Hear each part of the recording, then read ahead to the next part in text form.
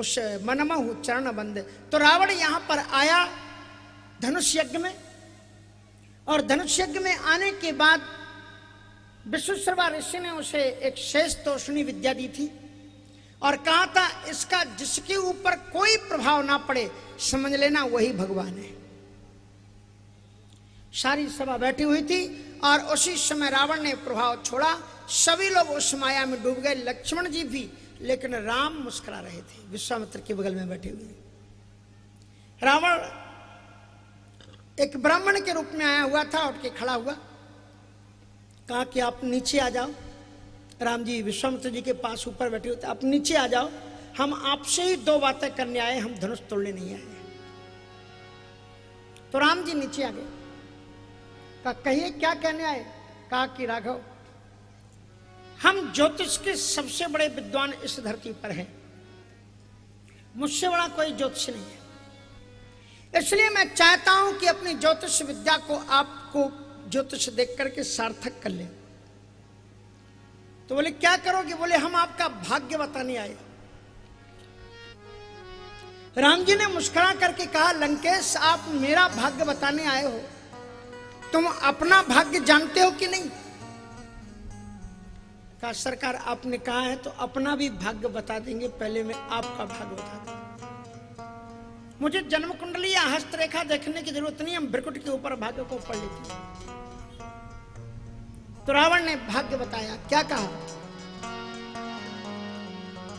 दाईं आंखें परे राम सुनो, दाईं आंखें परे राम सुनो, तुम तीनों को बनवास लिखा।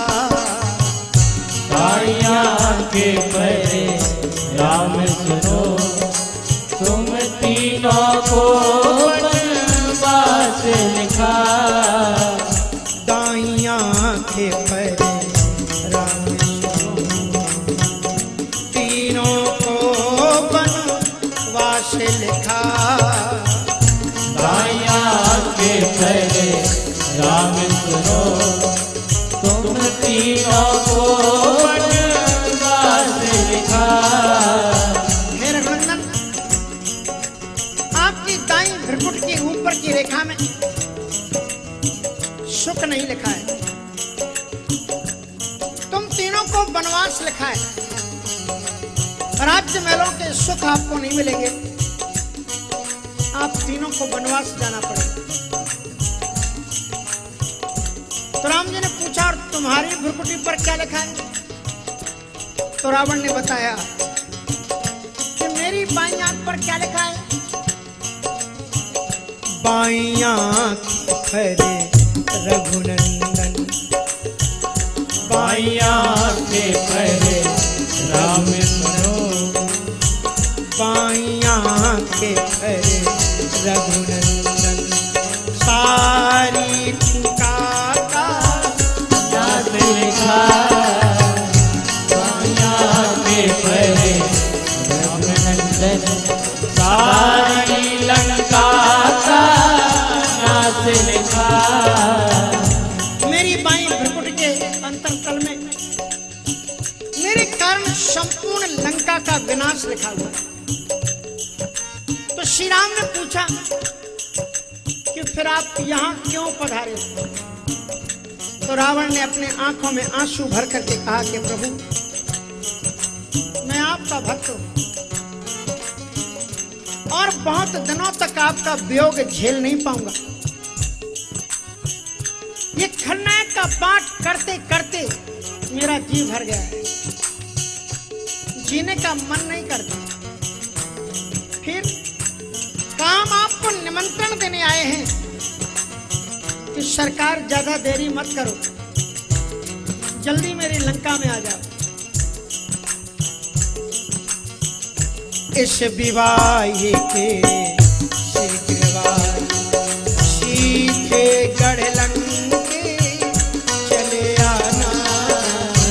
इस विवाह के बाद सीधे गढ़ लंक चले आना। इस विवाह के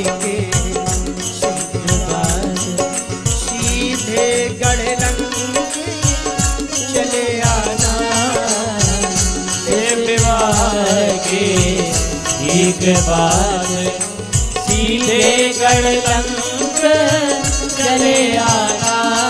रावण की मोक्ष पिटारी, रावण की मोक्ष पिटारी इस सीता को साथ लिए आना।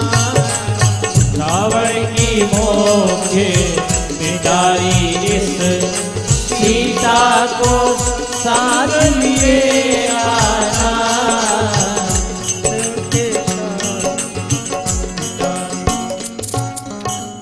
रावण की मोक्ष पिटारी इस सीता को साथ लिए आना, ये मोक्ष की हेतु है, इनको भी लेकर के आना।